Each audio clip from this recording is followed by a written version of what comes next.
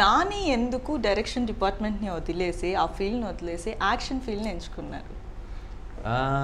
Action field నేను ఎంచుకోవడం కాదండి. ఐ థింక్ అది డెస్టినీ డిసైడ్ చేసింది.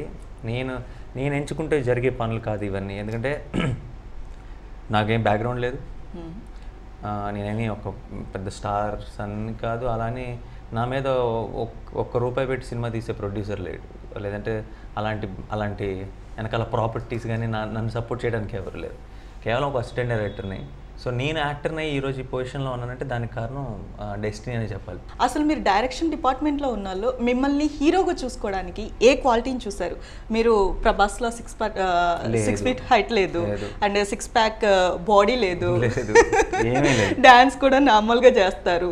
మీలో ఏ ఎనర్జీని గుర్తించారు? ఏ పాజిటివ్ క్వాలిటీస్ని మీరు గుర్తించి ఆన్ స్క్రీన్ వచ్చారు? నేను గుర్తించలేదండి, నాతో సినిమా చేసే డైరెక్టర్లు గుర్తించారు. ఇన్ఫ్యాక్ట్ నిజం చెప్పాలంటే అష్టచమ్మ చేసేటప్పుడు నేను మోహన్ గారు వీళ్ళందరూ మా సినిమాకి నువ్వే హీరో అని డిసైడ్ అయినప్పుడు వాళ్ళ మీద జాలేసింది నాకు. అంటే పాపం పిచ్చోళ్ళు నన్ను పెట్టుకుంటున్నారు, ఎవరు వస్తారు అని అనుకునేవాడిని.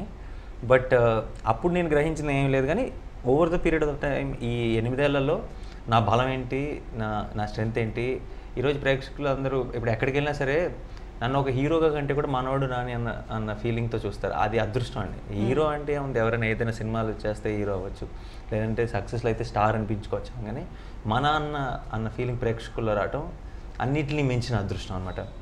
ఐ థింక్ మీరు అంటున్న మిగతా ఏ క్వాలిటీస్ లేకపోయినా అన్నిటికంటే మించి కావాల్సిన ఒక సూపర్ క్వాలిటీ దేవుడు ఇచ్చాడు. అందులో నేను కష్టపడింది లేదు, ఫ్రీగా ఇచ్చాడు. సో నేను తీసుకున్నాను.